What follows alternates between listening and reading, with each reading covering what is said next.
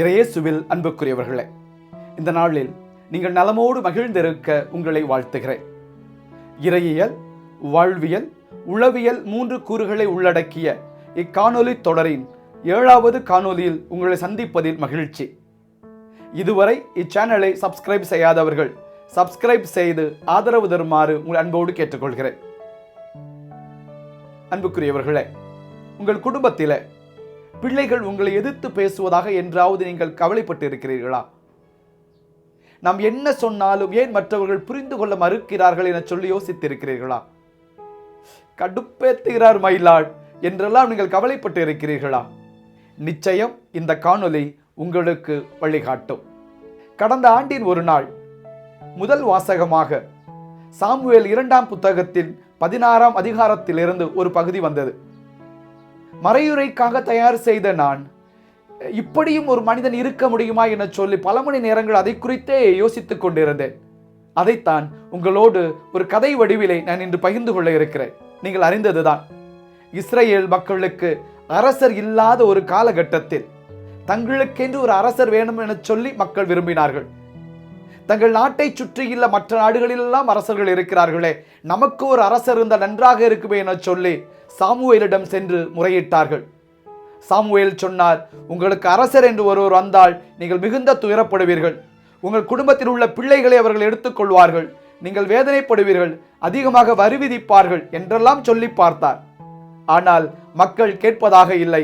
தங்களுக்கு ஒரு அரசர் வேண்டும் என்றே சொன்னார்கள். முதல் அரசராக சவுல் அவர்களுக்கு திருநிலைப்படுத்தப்பட்டார்.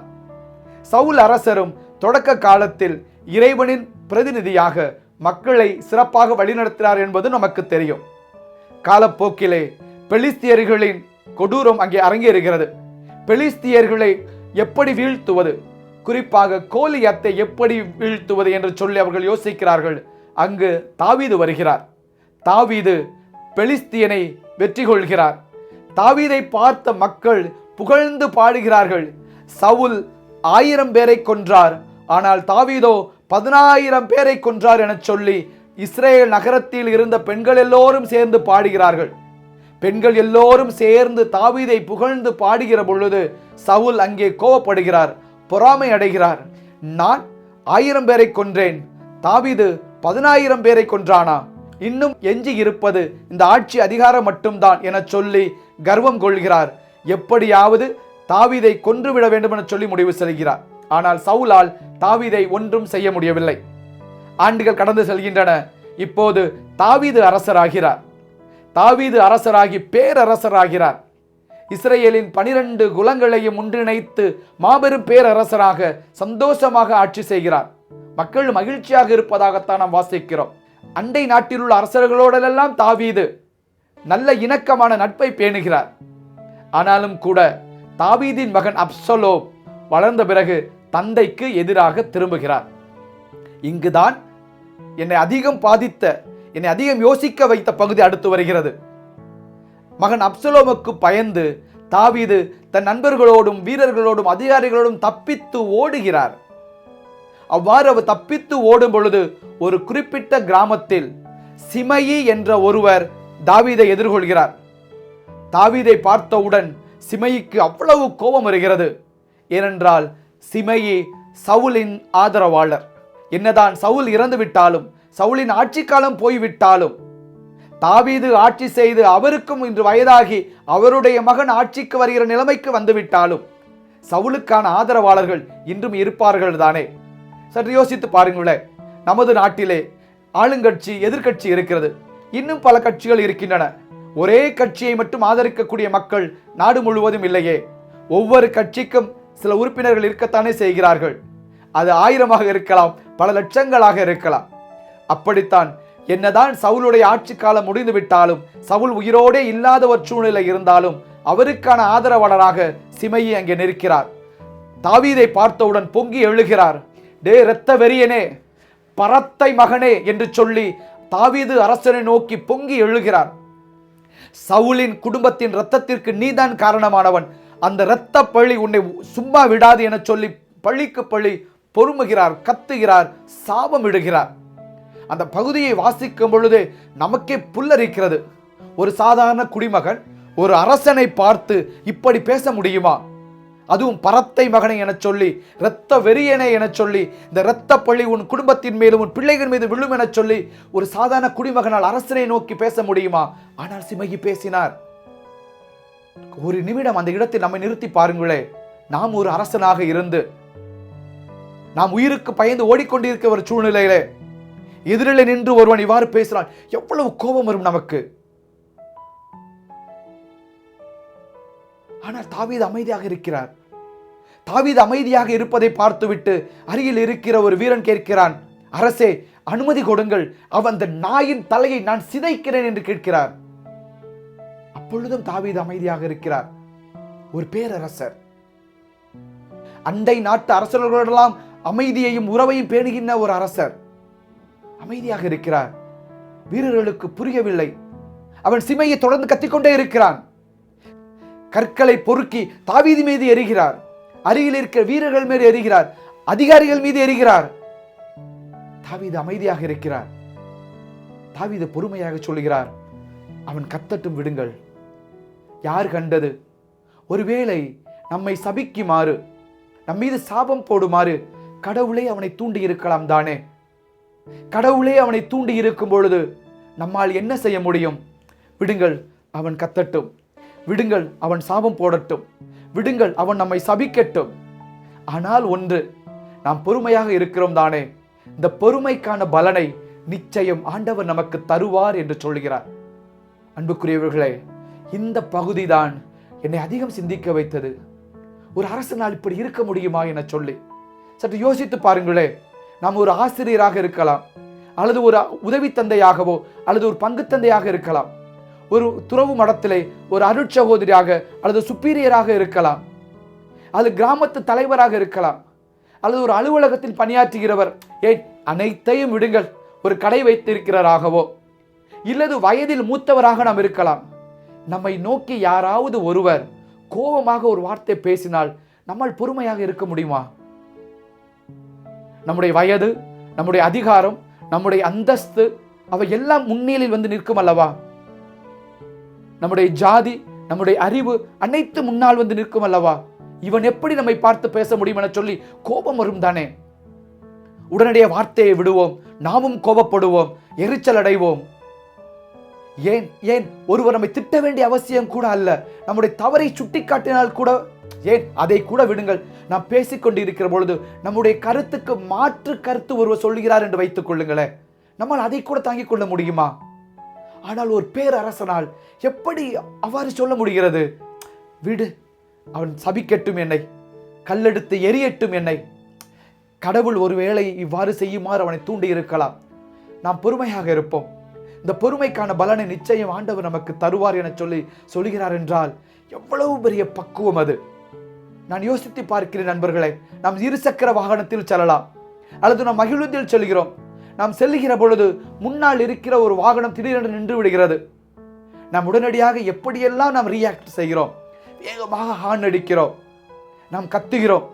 நாம் ஒருவேளை நாம் மகிழ்ந்து நாம் உட்கார்ந்து இருந்தோம் என்றால் அருகில் இருப்பவரிடம் அவெல்லாம் எதுக்கு வண்டி ஓட்ட திறமை, வண்டி ஓட்டிட்டு வர்றான் என்று சொல்லி பொறுமுகிறோம்.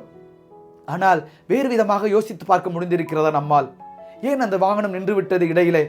ஒருவேளை வாகனம் ஓட்டுகிறவருக்கு உடம்பு சரியில்லாமல் போய்விட்டதோ, ஒருவேளை வாகனத்தில் குழந்தைகள் இருக்கின்றனவோ, ஒருவேளை வாகனத்தில் இருக்கிற பொருள் திடீரென விழுந்து அவர்கள் தடுமாறுகிறார்களோ, அல்லது ஒருவேளை சாலை சந்திப்பிலே நின்றுவிட்டு வாகனத்தை எடுக்கிற பொழுது வாகனம் ஆஃப் ஆகிவிட்டதோ, மீண்டும் எடுப்பதற்கு தடுமாறுகிறாரோ, அல்லது ஒருவேளை புதிதாக வாகனம் ஓட்டுகிறாரோ என சொல்லி நாம் யோசித்து அவருக்கான ஒரு நேரத்தை நம்மால் கொடுக்க முடிகிறதா?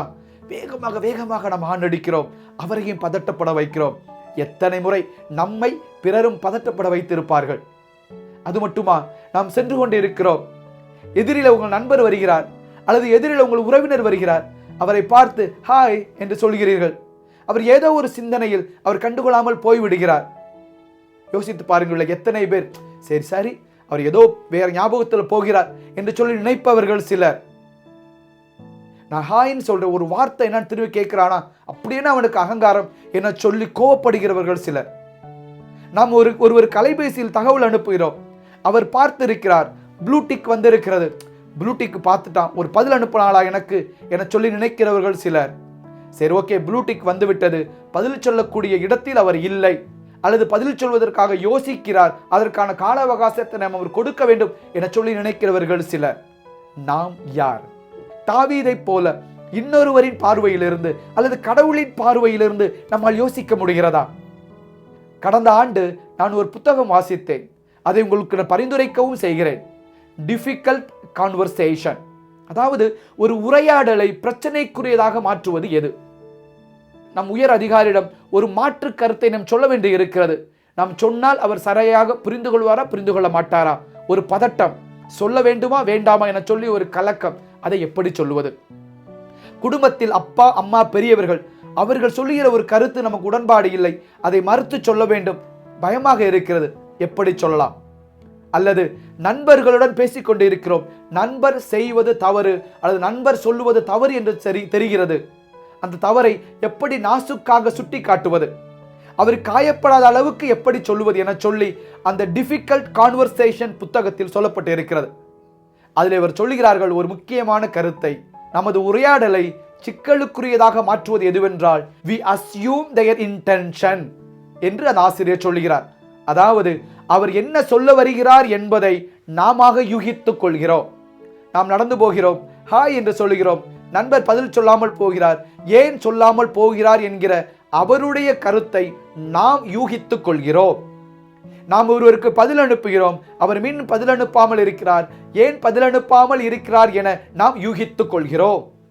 நாம் நண்பரோடு பேசிக்கொண்டு இருக்கிறோம், ஒரு கருத்தை நாம் சொல்லுகிற பொழுது நண்பர் அதற்கு வேறொரு கருத்தை சொல்லுகிறார், அல்லது நண்பர் அமைதியாக இருக்கிறார், ஏன் அவர் மறுத்து பேசுகிறார், நாம் அவருடைய பதிலை நாம் யூகித்துக் கொள்கிறோம். ஆக we assume their intention.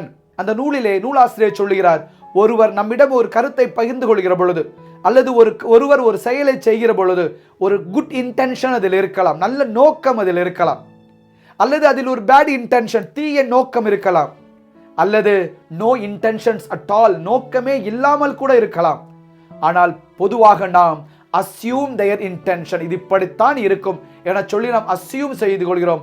அதுதான் பல நேரங்களில் நம் உரையாடலை சிதைக்கிறது, அதுதான் பல நேரங்களில் நம் உறவையும் வலுவற்றதாக மாற்றுகிறது என்று சொல்கிறார்.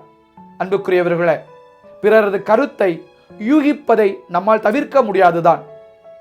ஆனால் அந்த யூகிப்பதை எதிர்மறையாக யூகிக்காமல் நேர்மறையாக நாம் யூகித்து பழகலாமே. வாகனம் நின்றுவிட்டது, ஏன் நின்றுவிட்டது என சொல்லி நாம் நேர்மறையாக யோசித்து பார்க்கலாமே. ஒருவேளை எரிபொருள் திறந்திருக்கலாம், ஒருவேளை அவர் கிளச்சை விட்டு இருக்கலாம், ஒருவேளை உள்ளே இருப்பவர் உடம்பு சரியில்லாமல் போயிருக்கலாம் என்பது போல நாம் நேர்மறையாக யோசிக்கலாம். அதைத்தான் தாவீது செய்தார். தனக்கு கீழே உள்ள ஒரு குடிமகன் தன்னை நோக்கி கல்லெறியும் பொழுது, தனக்கு கீழே உள்ள தன் நாட்டு குடிமகன் தன்னை வேசி மகன் என்று சொல்லுகிற, பரத்தை மகன் என்று சொல்லுகிற பொழுது, இரத்த வெறியன் என்று சொல்லுகிற பொழுது, தனக்கு கீழுள்ள குடிமகன் சவுலின் குடும்பத்தை நீ வாங்கிய இரத்த பழி உன் மீதும் உன் குடும்பத்தின் மீதும் விழும் என சொல்லி சாபத்தை போடுகிற பொழுதும் அதை நேர்மறையாகத்தான் அதை யோசிக்க தொடங்கினார். ஒருவேளை கடவுள் அவர் உள்ளத்திலிருந்து சொல்லி இருக்கலாம், நாம் அதை எப்படி தடுக்க முடியும்? அன்புக்குரியவர்களே, தாவீதின் வாழ்க்கையின் இந்த குறிப்பிட்ட பகுதியில் இருந்தும் டிஃபிகல்ட் கான்வர்சேஷன் என்ற புத்தகத்தின் அந்த பகுதியில் இருந்தும் நாம் தெரிந்து கொள்வது we assume others intention. ஆம், அதை தவிர்க்க முடியாது. மற்றவர்களுடைய நோக்கத்தை நாம் யூகிக்கத்தான் போகிறோம். ஆனால் அதை நேர்மறையாக யூகித்தோம் என்றால் நிச்சயமாக நம்முடைய உறவுகள் பலப்படும், நாம் பொறுமையாக இருக்க முடியும். அந்த பொறுமையை பார்க்கிற இறைவன் நமக்கான ஆசீர்வாதத்தை நிச்சயம் தருவார் என்று தாவீது நம்பினார். நாமும் நம்புவோம், ஆசீர்வாதமாக வாழ்வோம். இந்த நாளில் நீங்கள் நலமோடு மகிழ்ந்திருக்க இறைவன் உங்களை நிறைவாக ஆசீர்வதிப்பாராக. God bless you.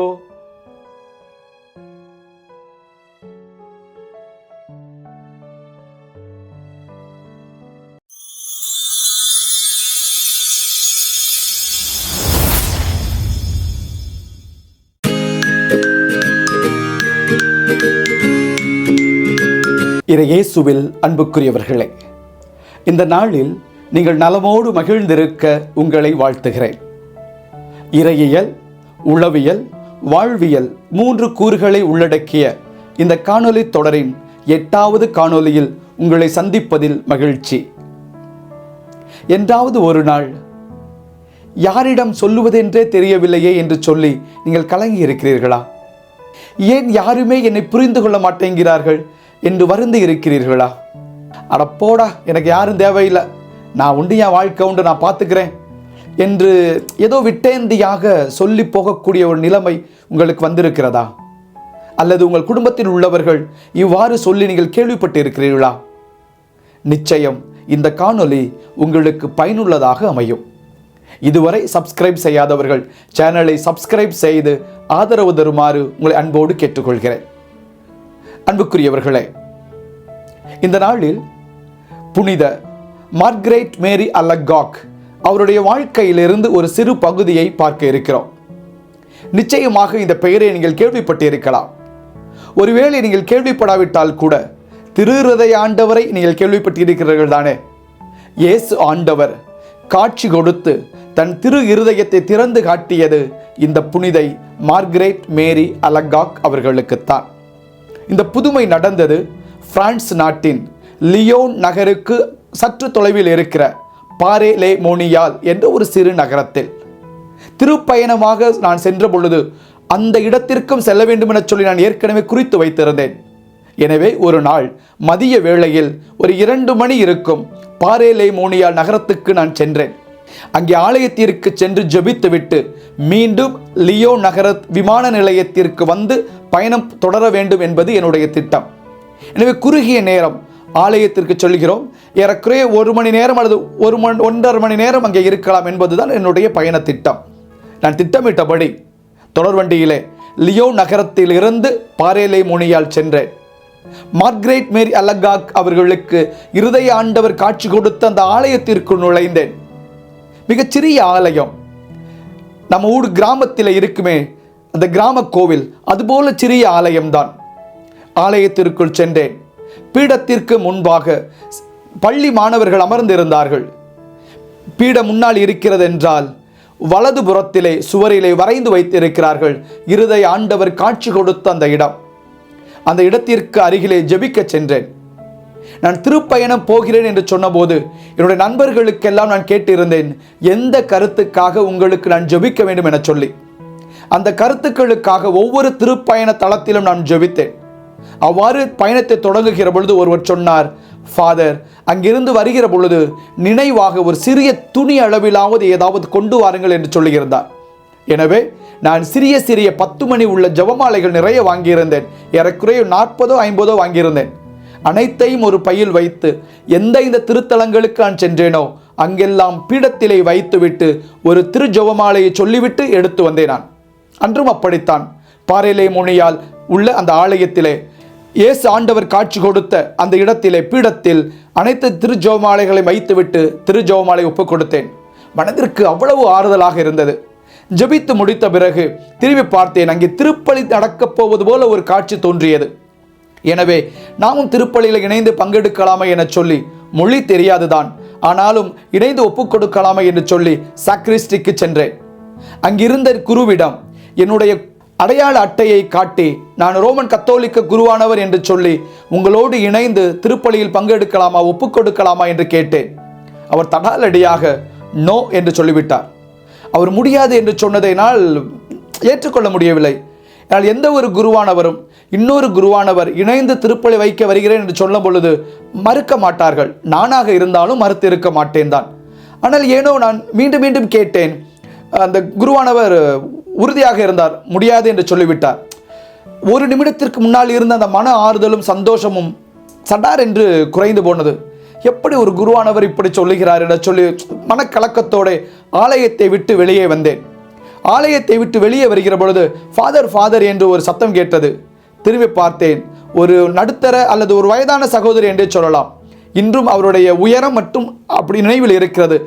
அந்த முகம் என்பது ஏதோ நம் ஊர் பகுதிகளிலே கிராமத்திலே ஒரு தாயார்கள் என்று சொல்லுவோமே, ஒரு கொஞ்சம் வயதான சகோதரிகள், பணி செய்து ஓய்வு பெற்றவர்கள், நம் வீடுகளை எல்லாம் சந்திக்க வருவார்களே, நம் குழந்தைகளை பாசத்தோடு கன்னத்திலே தட்டி கொடுத்து முத்தம் கொடுப்பார்களே, அழகாக நெற்றியிலே சிலுவை அடையாளம் வரைவார்களே, நம்மோடு இணைந்து ஜெபிப்பார்களே, அந்த ஒரு அருட்சகோதரியின் ஒரு உணர்வு எனக்கு இங்கே கிடைத்தது அவர்களை பார்த்த பொழுது. ஏனென்றால் அந்த அருட்சகோதரிகளிடம்தான் அழைத்தல் என்பது அன்பை பகிர்ந்து கொள்வது என்பதை நாம் உணர்ந்து கொண்ட காலம் அது. நம் வீதிகளிலே அந்த சகோதரிகள் நடந்து வந்தாலே அவ்வளவு ஆசீர்வாதமாக குழந்தைகள் ஓடிச் செல்வோம். அவர்களிடம் பெரிய அளவிலே ஒன்றும் இருக்காது, ஆனால் அந்த அன்பு இருக்குமே. அப்படித்தான் அன்று அந்த சகோதரி வேகமாக வந்தார். ஃபாதர், நீங்கள் திருப்பலி நிறைவேற்ற வேண்டுமா என்று கேட்டார். ஆமாம் சிஸ்டர், ஆனால் இங்கே ஃபாதர் மறுத்து விட்டாரே என்று சொன்னேன். இருங்க ஃபாதர், நான் உங்களுக்கு ஏற்பாடு செய்கிறேன், பக்கத்தில் ஒரு கோவில் இருக்கு, வாங்க என்று சொல்லி என்னை அழைத்து சென்றார். ஏறக்குறைய ஒரு 3 தெரு அவர் நடந்து, அவருக்கு பின்னாடியே நானும் சென்றேன். அங்கே சென்ற பொழுது அது ஒரு துறவற மடம் என்பதை தான் பிறகுதான் அறிந்து கொண்டேன். உள்ளே அழைத்து போகிறார். உள்ளே போகிற பொழுது வெளியில் பார்க்கிறேன், ஒரு நபர் நின்று கொண்டிருக்கிற சுருவம் இருக்கிறது. உள்ளே செல்கிறேன். அந்த அருட்சகோதரனை வழிநடத்துகிறார். அங்கே சென்று ஒரு அறையை தட்டி உள்ளே இருக்கிற குருவிடம் சொல்லுகிறார், ஒரு ஃபாதர் வந்திருக்கிறார், அவர் திருப்பலி நிறைவேற்ற வேண்டும் என சொல்லி அனுமதியை பெற்றுக்கொண்டு பீடத்தை சரி செய்து கொடுத்து விட்டு அந்த அருட்சகோதரி போய்விட்டார். மனசுக்கு மீண்டும் ஒரு ஆறுதலும் நிம்மதியும். திருப்பலி நிறைவேற்றிவிட்டு மிகுந்த உற்சாகத்தோடு ஆண்டவருக்கு நன்றி சொல்லிவிட்டு நான் அந்த மடத்தை விட்டு வெளியே வந்தேன். வெளியே வருகிற பொழுது அந்த நின்று கொண்டிருக்கிறாரே ஒரு சுரூபம், அந்த சுரூபத்திற்கு அருகிலே சென்று யார் இவர் என்று பார்த்தேன். அவருடைய பெயர் புனித கிளவுதே தே லா கொலம்பியாரே என்று எழுதியிருந்தது.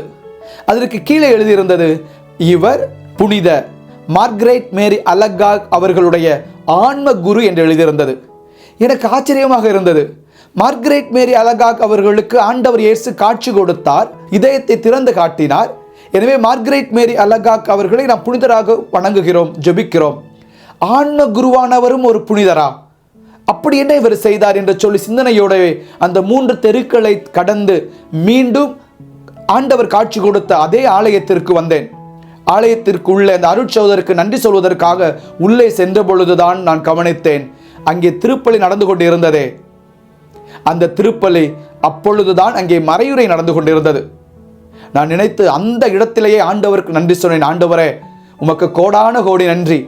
நல்ல வேளை அந்த குருவானவர் அவரோடு இணைந்து திருப்பலி வைக்க என்னை அழைக்கவில்லை என சொல்லி, ஒருவேளை அவர் சம்மதித்திருந்தாரே என்றால் அந்த திருப்பலி ஒரு சிறப்பு குழு, அவருடைய மாணவர்களுக்கான ஒரு சிறப்பு திருப்பலி.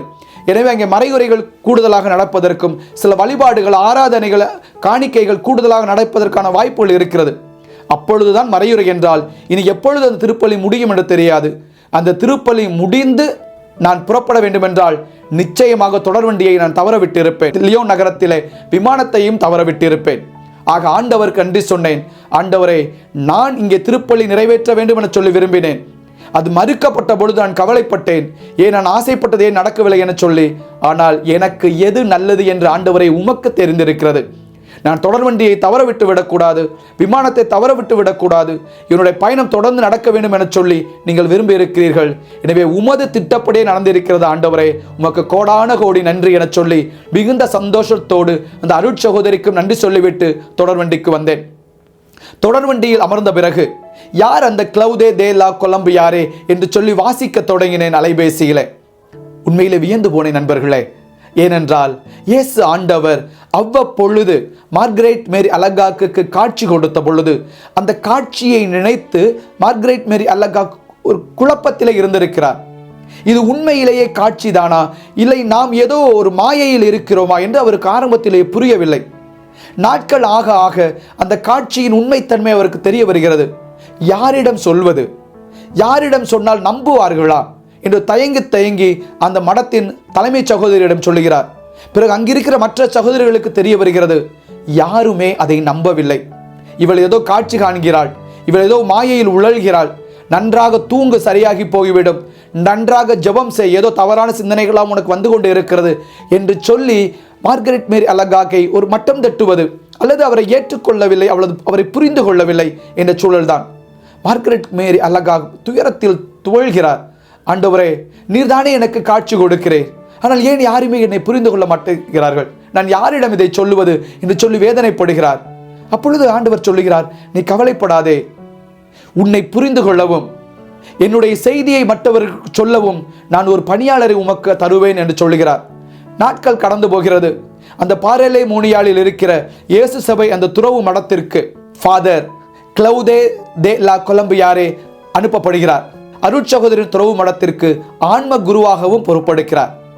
அவ்வாறு அங்கே ஆன்ம குருவாக சென்று அருட்சகோதரிகளையும் சந்திக்கிற பொழுது ஆண்டவர் மார்கரெட் மேரி அலகாக்கு சொல்லுகிறார், இவர்தான் நான் சொன்ன அந்த ஊழியர், அந்த பணியாளர். என் சார்பாக அனைத்து காரியங்களையும் இவர் செய்வார், இவரிடம் சொல் என்று சொல்லுகிறார். மார்கரெட் மேரி அலகாக்கு ஒரு சந்தோஷம். அந்த குருவானவரிடம் தன்னுடைய காட்சியை பற்றி சொல்கிறார். கொலம்பியாரேக்கு ஏற்கனவே ஆண்டவர் அங்கே அவருக்கு உணர்த்தி இருந்தார். எனவே மார்கரெட் மேரி அலகாக் சொன்னதை அந்த ஆன்ம குரு ஏற்றுக்கொண்டார். அவர் நம்பினார்.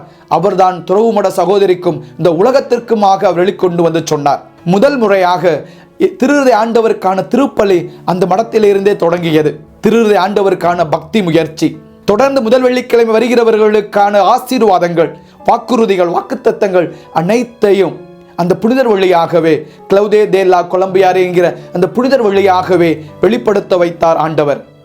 அன்புக்குரியவர்களே, நான் யோசித்து பார்க்கிறேன், யாருமே தன்னை புரிந்து கொள்ள மாட்டார்களா? யாருமே தான் சொல்வதை காது கொடுத்து கேட்க மாட்டார்களா? தான் சொல்வதை நம்ப மாட்டார்களா என்று அவர் ஏங்கிய பொழுது அங்கே ஒரு ஆன்ம குரு அவருக்காக இருந்தார். நம்முடைய வாழ்க்கையிலும் நாம் எவ்வளவு கஷ்டங்களை சந்திக்கிறோம் அன்புக்குரியவர்களே. சற்று யோசித்து பாருங்களேன். குறிப்பாக ஜெபத்தை முதலில் எடுத்துக்கொள்வோம். நீங்கள் தொடர்ந்து நன்றாக ஜெபிக்கிறவர்களாக இருந்தால் குடும்பத்தில் எல்லோரும் உங்களை புரிந்து கொள்கிறார்களா? சில குடும்பத்தில் புரிந்து கொள்வது உண்டு, குடும்பமாக ஜெபிக்கிறவர்கள் அவர்கள். இன்னும் சில குடும்பத்திலே எப்ப பார்த்தாலும் ஜெபம் ஜெபம் என்று கோயிலுக்கே போய் கொண்டே இருக்கிறார், அல்லது எப்ப பார்த்தாலும் கையில் ஜெபமாலை வைத்துக்கொண்டு ஜெபித்துக் கொண்டே இருக்கிறார் என்னை இகழ்ந்து பேசிய அனுபவங்கள் உங்களுக்கு இருக்கிறதா? நீங்கள் பிறரை பேசி இருக்கலாம், அல்லது பிறர் உங்களை பேசி இருக்கலாம். அந்த அனுபவம் உங்களுக்கு இருக்கிறதா? துறவர சபையிலும் உண்டு. நான் ஒரு முறை துறவிகளுக்கு, அருட்சகோதரிகளுக்கு ஆண்டு தியானம் கொடுத்தேன். அப்பொழுது ஒரு அருட்சகோதரனை வந்து சந்தித்தார். அந்த அருட்சகோதரின் குடும்பத்தில் யாருமே கிறிஸ்தவர்கள் அல்ல. இவர் மட்டும் தான் படித்த கத்தோலிக்க பள்ளியில் இருந்து அருட்சகோதரிகளை பார்த்து இறைவனின் அழைத்தலை பெற்று கிறிஸ்தவராக ஞானஸ்நானம் பெற்று அழைத்தல் பணிக்கு வந்தவர். இயேசுவை அறிந்து கொள்கிற தாகம் அவருக்கு அதிகம் இருந்தது. எனவே அவர் தொடர்ந்து அதிகமாக ஜெபிக்க தொடங்கி இருக்கிறார். எனவே துறவு மடத்தில் இருந்த மற்ற அருட்சகோதரிகள் எல்லோரும் அவரை கேலி பேச தொடங்கி இருக்கிறார்கள். அவர் வேதனையோடு பகிர்ந்து கொண்டார். அது மட்டுமல்ல, நீங்கள் நேர்மையாக நடந்து கொள்ள நினைத்தீர்கள் என்றால் அப்பொழுதும் உங்களை குறை சொல்வார்கள். நீங்கள் ஏதோ ஒரு கஷ்டத்தில் இருக்கிறீர்கள், நீங்கள் ஒருவரிடம் சென்று அதை பகிர்ந்து கொள்கிறீர்கள். நீங்கள் வேதனையோடு சொல்லி முடிக்கிற பொழுது அந்த வேதனையின் கனாகணத்தை புரிந்து கொள்ளாமல், இதெல்லாம் ஒரு பிரச்சனையா, விட்டுடும் அந்த வேலையை பாரு என்று சர்வசாதாரணமாக கடந்து போவார்கள். உங்கள் உள்ளத்தில் ஈட்டியை பாய்ச்சுவது போல் இருக்கும். இன்னும் சிலர் இருக்கிறார்கள், நீங்கள் கஷ்டத்தை பகிர்ந்து கொள்கிற பொழுது அவர்கள் கேட்டுக்கொண்டே இருப்பார்கள். ஆனால் கேட்டுக்கொண்டே அவர்கள் வேறொரு வேலையில் கவனம் செலுத்துவார்கள். நீங்கள் பேசி முடிக்கிற பொழுது அவ்வளவுதானா, முடிச்சாச்சா என்று கடந்து போய் விடுவார்கள். நாம் என்ன செய்ய போகிறோம்? சில ஆண்டுகளுக்கு முன்பு நான் முனைவர் பட்ட ஆய்வு மாணவராக இருந்த பொழுது ஒரு வகுப்பிலே நடந்தது இது. நாங்கள் முனைவர் பட்ட ஆய்வு மாணவர்கள் என்பதால் எல்லோருமே ஏறக்குறை 30 வயதுக்கு மேற்பட்டவர்களாக அங்கே இருந்தோம்.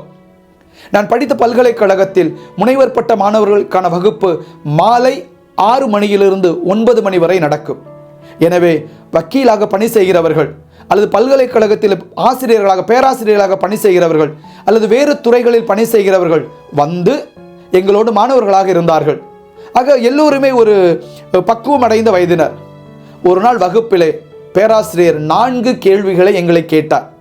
அந்த 4 கேள்விகளை ஒவ்வொன்றாக உங்களிடம் கேட்கிறேன். நீங்கள் பொறுமையாக அந்த கேள்விக்கான பதிலை உங்கள் மனதில் யோசித்துக் கொண்டே வாருங்கள். முதல் கேள்வியாக அவர் கேட்டது, உங்களுக்கென வாழ்க்கையில் வேல்யூஸ், அதாவது மதிப்பீடுகள் அப்படின்னு ஏதாவது இருக்கிறதா என்று கேட்டார். அதாவது இதுதான், நான் கோடி ரூபாய் கொடுத்தாலும் இதை தாண்டி நான் ஒரு செயலை செய்ய மாட்டேன் என்று சொல்லக்கூடிய உங்களுக்கான ஒரு மதிப்பீடு, வேல்யூஸ் இருக்கிறதா என்று கேட்டார். வகுப்பில் இருந்த 36 மாணவர்களும் ஆம் இருக்கிறது என்று சொன்னோம். உங்களையும் கேட்கிறேன், உங்களுக்கென ஒரு வேல்யூஸ், மதிப்பீடு உங்களுக்கு இருக்கிறதா? யார் என்ன சொன்னாலும் பரவாயில்லை, அதை நான் செய்ய மாட்டேன் என்கிற மதிப்பீடு இருக்கிறது தானே? சரி, இப்பொழுது இரண்டாவது கேள்வி. அவர் இரண்டாவது கேள்வியாக கேட்டார், உங்களுக்கு நிறைய மதிப்பீடுகள் இருக்கும், யாருக்குமே இதுதான் நான் என்று ஒரே ஒற்றையில் முடிக்க மாட்டோம். அல்லது இருக்கலாம், ஒன்றே ஒன்றுதான் என்று கூட இருக்கலாம், அல்லது நிறையவும் இருக்கலாம். அவை அனைத்திலும் இருந்தும் த பெஸ்ட், இதுதான் முதலானது என்று எதை சொல்வீர்கள் என்று கேட்டார். இப்பொழுது ஒவ்வொரு மாணவரிடமும் கேட்டார். ஒவ்வொருவராக சொல்லத் தொடங்கினார்கள். சொல்ல தொடங்கினோம். ஒருவர் சொன்னார் ஜெபிப்பது, இன்னொருவர் சொன்னார் நேர மேலாண்மை, இன்னொருவர் சொன்னார் நேர்மையாக இருப்பது, இன்னும் 2 பேரோ 3 பேரோ குடும்பம் என்று சொன்னார்கள். என் மனைவி, என் பிள்ளைகள். அல்லது என் கணவர், என் பிள்ளைகள், அவர்கள்தான் என்னுடைய முதன்மை மதிப்பீடுகள். இன்னும் ஒரு சிலர் மன்னிப்பது என்று சொன்னார்கள். இன்னும் ஒருவர் காது கொடுத்து கேட்பது, ஆக்டிவ் லிசனிங், காது கொடுத்து நான் கேட்பேன் என்று சொன்னார்கள். இன்னும் ஒரு சிலர் உதவி செய்வது, ஜெனராசிட்டி என்று சொன்னார்கள். இப்படி ஒவ்வொருவரும் ஒவ்வொரு பண்பை சொல்லிக்கொண்டே வந்தார்கள். இதுதான் நான், என் தலையை அடமானம் வைத்தாலும் இதிலிருந்து நான் விலக மாட்டேன் என்று சொன்னார்கள். இப்பொழுது அவர் மூன்றாவது கேள்வியை கேட்டார். எங்கிருந்து, யாரிடமிருந்து அந்த முதன்மை பண்பை கற்றுக்கொண்டீர்கள்? உங்களையும் கேட்கிறேன். அந்த முதன்மை பண்பு என்னவென்று நீங்கள் நிச்சயம் குறித்து வைத்திருப்பீர்கள். அந்த முதன்மை பண்பை யாரிடமிருந்து கற்றுக்கொண்டீர்கள்? 36 மாணவர்களில் 34 பேர் சொன்னது குடும்பத்திலிருந்து கற்றுக்கொண்டோம் என்று சொன்னார்கள். பெற்றோரிடமிருந்து. ஆச்சரியமாக இருந்தது. 2 பேர் தான் ஆலயத்திலிருந்து கற்றுக்கொண்டோம் என்று சொன்னார்கள். மற்ற எல்லோருமே குடும்பத்திலிருந்து. இதுவே உங்களுக்கு ஒரு முக்கியமான செய்தி. அவர் 4வதாக கடைசியாக ஒரு கேள்வியை கேட்டார். ஒருவேளை அந்த முதன்மை பண்பை, அந்த முதன்மை மதிப்பீடை நீங்கள் செயல்படுத்தும் பொழுது ஒரு தடுமாற்றம் வருகிறது, அல்லது அந்த முதன்மை பண்பை செயல்படுத்துவதில் ஒரு சோதனை வருகிறது என்றால் யாரை தேடி செல்வீர்கள் என்று கேட்டார். எல்லோரும் ஒரு நிமிடம் அப்படியே அமைதியாகிவிட்டோம். அவர் மீண்டும் தொடர்ந்தார்.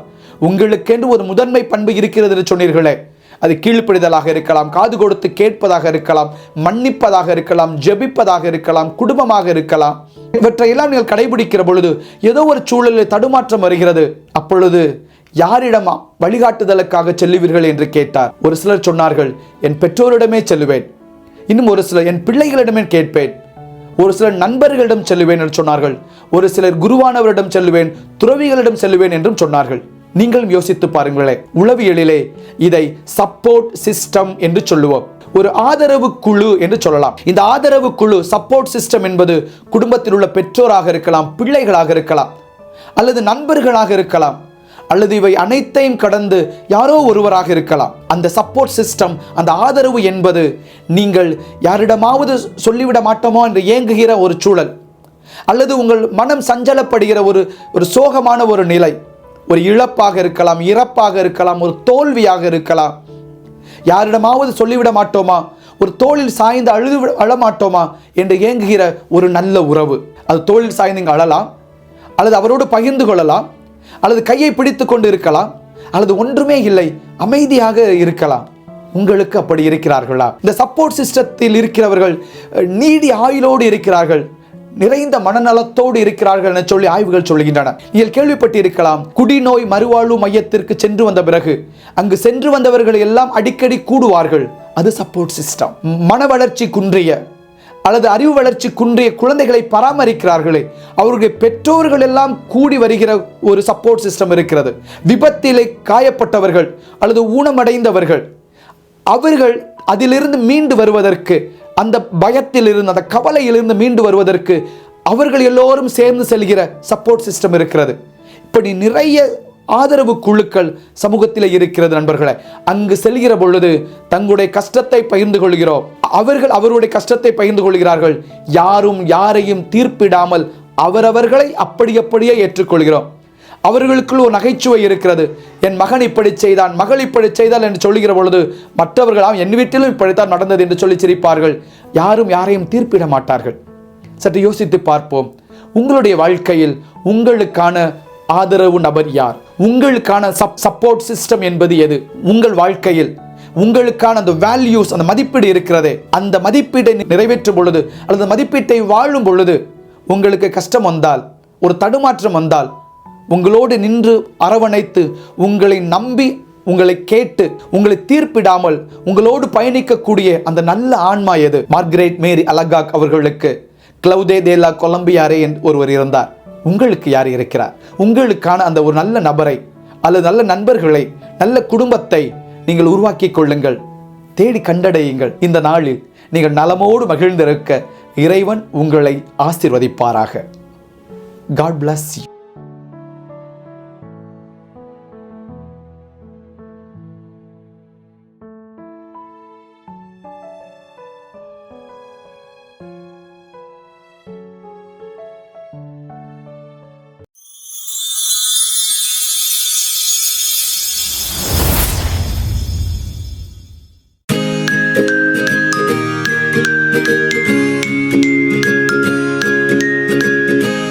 இயேசுவில் அன்புக்குரியவர்களே, இந்த நாளில் நீங்கள் நலமோடு மகிழ்ந்திருக்க உங்களை வாழ்த்துகிறேன்.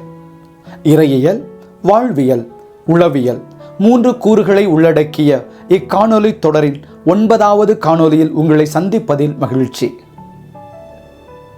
இந்த சின்ன வயசுல கடவுள் ஏன் தான் அவர் அழைச்சுக்கிட்டாரோ என்று அழுகிறவர்களை நீங்கள் பார்த்திருக்கிறீர்களா? இத்தனை ஆண்டு காலம் படுத்த படுக்கையாக கிடக்கிறாரே, ஏன் இவ்வளவு வேதனை? அந்த கடவுள் அவரை சீக்கிரம் அழைத்து கொண்டால்தான் என்ன என்று ஜெபிக்கிறவர்களை பார்த்திருக்கிறீர்களா? வீட்டில் தந்தையோ தாயோ திடீரென்று இறந்த பொழுது அவர்களை வைத்து பராமரிக்க முடியவில்லையே, என்னை படித்து வளர்த்த அந்த பெற்றோருக்கு என்னால் நன்றி கடனை காட்ட முடியவில்லையே என சொல்லி அழுகிறவர்களை பார்த்திருக்கிறீர்களா? தந்தையோ தாயோ உடல்நிலை சரியில்லாமல் பல்வேறு மாதங்கள் வீட்டுக்கும் மருத்துவமனைக்குமாக சென்று வருகிற பொழுது அதையே நினைத்து நினைத்து மனச்சோர்வுக்கும் மன அழுத்தத்திற்கும் உள்ளாகிறவர்களை நீங்கள் கடந்து போயிருக்கிறீர்களா? நிச்சயம் இந்த காணொலி உங்களுக்கு வழிகாட்டியாக அமையும். இதுவரை இச்சேனலை சப்ஸ்கிரைப் செய்யாதவர்கள் சப்ஸ்கிரைப் செய்து ஆதரவு தருமாறு உங்களை அன்போடு கேட்டுக்கொள்கிறேன். அன்புக்குரியவர்களே, ஒரு கத்தோலிக்க அருள் தந்தையாக எத்தனையோ தேவைகளுக்காக மக்களுக்கு நான் திருப்பலி நிறைவேற்றி இருந்தாலும் இறந்தவர்களுக்காக நிறைவேற்றுகிற திருப்பலி போன்று வேதனை தருவது வேறொன்றுமில்லை. ஒவ்வொரு முறையும் இறந்தவர்களுக்காக திருப்பலி நிறைவேற்றுகிற பொழுது அந்த குடும்பத்தின் வேதனையும் எனக்குள் வந்து விடுகிறது. அந்த இறப்பை புரிந்து கொள்ளவும் அந்த குடும்பத்திற்கு ஆறுதல் கொடுக்கவும் நான் ஆண்டவரை நோக்கி தொடர்ந்து ஜெபிக்க தொடங்குகிறேன். சில இறப்புகளை மறக்கவே முடியாது. அதிலும் குறிப்பாக என்னுடைய குருத்துவ வாழ்வின் 3ஆம் ஆண்டில் பாம்பன் பங்கில் நான் உதவி தந்தையாக பணியாற்றிய பொழுது ஆலிஸ் மேயா என்ற ஒரு சிறுமி டெங்கு காய்ச்சலில் இறந்து விட்டார். அந்த சிறுமியை ஆலயத்திற்கு அவர்கள் கொண்டு வந்த பொழுது நான் பீடத்திலிருந்து பார்த்து கொண்டிருந்தேன். பீடத்தில் இருந்து அந்த குழந்தையின் முகத்தை பார்த்து கொண்டே நான் திருப்பலி நிறைவேற்றினேன். பிஞ்சு முகம், மாசு மறுவற்ற முகம், அந்த முகத்தை என்னால் மறக்கவே முடியாது. அதேபோல்தான் 2021ஆம் ஆண்டு செப்டம்பர் மாதம் தற்கொலைக்கு எதிராக விழிப்புணர்வு கொடுப்பதற்காக நான் ஒரு கட்டுரை எழுதி கொண்டிருந்தேன். இந்து தமிழ் திசை நாளிதழுக்கு அனுப்புவதற்காக. அந்த கட்டுரையை நான் எழுதி கொண்டிருந்த பொழுதே எனக்கு ஒரு அழைப்பு வந்தது. யாரோ ஒருவர் இறந்து விட்டதாகவும் எரியூட்டுவதற்கு முன்பதாக வந்து அந்த உடலை ஆசீர்வதித்து ஜெபிக்க வேண்டும் என சொல்லி அழைத்தார்கள். நான் விரைவாக சென்றேன். அங்கே எனக்கு முன்னால் ஒரு இளம்பெண் இறந்து கிடந்தாள். எப்படி இறந்தாள் என்று கேட்டேன். தற்கொலை செய்து கொண்டதாக சொன்னார்கள். ஆலிஸ் மேயாவையும் அந்த இளம்பெண்ணின் மரணத்தையும் எப்படி என்னால் மறக்க முடியும்? இதுபோன்று ஒவ்வொரு இறப்பும் ஏதோ ஒரு சுவடை, வலியை எனக்குள் விட்டு சென்று இருக்கிறது. ஒவ்வொரு குருவானவருக்கும் இதே வேதனை இருக்கும் என்றே நான் நம்புகிறேன். இந்த மரணங்களை எல்லாம் எப்படி புரிந்து கொள்வது? இறப்பை சந்திக்கிற அந்த குடும்பத்திற்கு எப்படி ஆறுதல் சொல்வது? சற்று யோசித்து பாருங்களேன். சில நேரங்களில் கலைந்த கருவை ஒரு டப்பாவில் கொண்டு வந்து வைத்து ஒரு மேஜையில் வைத்துவிட்டு திருப்பலி நிறைவேற்ற சொல்லி இருக்கிறார்கள். நான் திருப்பலி நிறைவேற்றி இருக்கிறேன். மற்றொரு முறை 104 ஆண்டுகள் 10 மாதங்கள் வாழ்ந்த ஒரு பாட்டிக்கும் நான் திருப்பலி நிறைவேற்றி இருக்கிறேன். எப்படி இந்த வாழ்வையும் இறப்பையும் புரிந்து கொள்வது? கருவோடு குழந்தையை இழந்துவிட்டு எனக்கு முன்னால் அமர்ந்து இருக்கிற அந்த தாய்க்கும் தந்தைக்கும் நான் எப்படி ஆறுதல் சொல்வது? அன்புக்குரியவர்களே, கடந்த ஆண்டு ஒரு புத்தகம் வாசித்துக் கொண்டிருந்தேன். அமெரிக்காவை சேர்ந்த ஒரு போதகர் நாம் ஏன் இந்த பூமியில் வாழ்கிறோம் என்ற தலைப்பிலே அந்த புத்தகத்தை எழுதியிருக்கிறார். அதில் அவர் சொல்லுகிறார், கடவுள் நம் ஒவ்வொருவரையும் தன்னுடைய நோக்கத்துக்காக தன்னுடைய நோக்கத்தின்படியே படைக்கிறார் என்று சொல்லுகிறார். அதை குறித்து நான் தொடர்ந்து சிந்திக்க ஆரம்பித்தேன். ஆம், உண்மைதானே. எசாயா இறைவாக்கினர் எழுதிய புத்தகத்தில் 44வது அதிகாரத்தில் நாம் வாசிக்கிறோம். ஆண்டவர் சொல்லுகிறார், நானே உன்னை படைத்தேன், நானே உன்னை கருவறையில் உருவாக்கினேன், நானே உன்னை வழிநடத்தினேன் என்று சொல்லுகிறார். ஆக நம்மை படைத்து கருவறையில் உருவாக்கி நம்மை வழிநடத்துகிற இறைவன் தன்னுடைய நோக்கத்துக்காகவே தன்னுடைய திட்டத்துக்காகவே நம்மை படைத்திருக்கிறார்.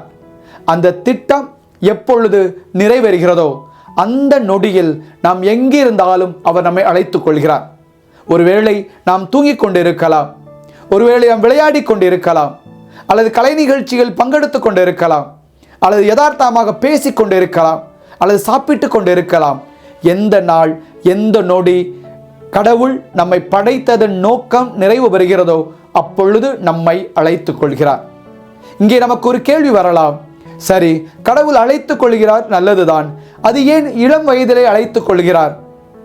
ஏன் ஒருவரை குழந்தை பருவத்திலே அழைத்துக் கொள்கிறார்? அல்லது ஏன் கருவிலேயே அழைத்துக் கொள்கிறார்? இன்னொருவருக்கு ஏன் 100 ஆண்டுகள் கொடுக்கிறார் என்றெல்லாம் நமக்குள் கேள்விகள் எழலாம். சற்று யோசித்துமே என்றால், சொந்த மகனுக்கே கடவுள் 33 ஆண்டுகள் தான் வாழ்வதற்கான வாய்ப்பை வழங்கினார். இயேசுவை அவர் அனுப்பிய பொழுதே ஒரு நோக்கத்தோடு தான் அனுப்பினார். விண்ணரசை பற்றி அறிவிக்க வேண்டும். இயேசு விண்ணரசை பற்றி அறிவித்தார். மத்தேயு எழுதிய நற்செய்தியில் 5, 6, 7 அதிகாரத்தில் பார்க்கிறோம். அந்த விண்ணரசுக்குள் நாம் இடம்பெற வேண்டும் என்றால் எப்படி ஜெபிக்க வேண்டும், எப்படி நோன்பு இருக்க வேண்டும், எப்படி அன்பு செய்ய வேண்டும், ஏன் மன்னிக்க வேண்டும் உள்ளிட்ட பல்வேறு சட்டதிட்டங்கள் குறித்து அவர் சொல்லுகிறார்.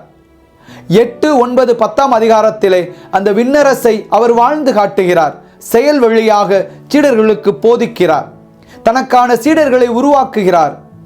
பிறகு தான் வந்த பணி நிறைவடைகிறது, தன் சீடர்கள் அதை தொடர்ந்து எடுத்துச் செல்வார்கள் என்று தெரிந்த பொழுது அவர் மன நிறைவடைகிற அந்த பொழுதிலே ஆண்டவர் உன்னை அனுப்பிய நோக்கம் நிறைவு பெற்றுவிட்டது என்று சொல்லி 33வது வயதிலேயே தன் மகன் இயேசுவை ஆண்டவர் அழைத்துக் கொள்கிறார். எனவே 30 வயதா, 50 வயதா, 100 வயதா அல்லது 10 வயதா என்பதல்ல, கடவுள் எந்த நோக்கத்திற்காக நம்மை அனுப்பினாரோ, எந்த நோக்கத்துக்காக நம்மை படைத்தாரோ அந்த நோக்கம் நிறைவேறுகிற பொழுது அவர் நம்மை அழைத்துக் கொள்கிறார். கடவுளின் திட்டப்படி நம்மை விட்டு பிரிந்தவர்கள் நம்மை விட்டு செல்லவில்லை, நம்மை கைவிடவில்லை, அல்லது நாம் சரியாக பார்க்கவில்லையோ, நாம் சரியாக மருத்துவம் பார்க்காமல் அவர் கைவிட்டு விட்டோமோ என்று சொல்லி நீங்கள் வருந்த வேண்டிய அவசியமில்லை. ஏனென்றால் ஒவ்வொருவரும் கடவுளின் திட்டப்படியே படைக்கப்படுகிறோம். நமக்கான அந்த திட்டம் எப்பொழுது நிறைவு பெறுகிறதோ அப்பொழுது கடவுள் நம்மை அழைத்துக் கொள்கிறார். கடவுள் ஒருவரை பூமியிலிருந்து அழைத்து கொண்ட பிறகு அந்த ஆன்மா கடவுளை சென்று சேருவதற்கு அவருக்காக நாம் ஜெபிக்க வேண்டும். நம்முடைய ஜெபத்தின் வழியாக கடவுளை சென்று சேருவதற்கு அந்த ஆன்மாவுக்கு நாம் உதவி செய்ய வேண்டும். ஏன் அவர்களுக்காக நாம் ஜெபிக்க வேண்டும்?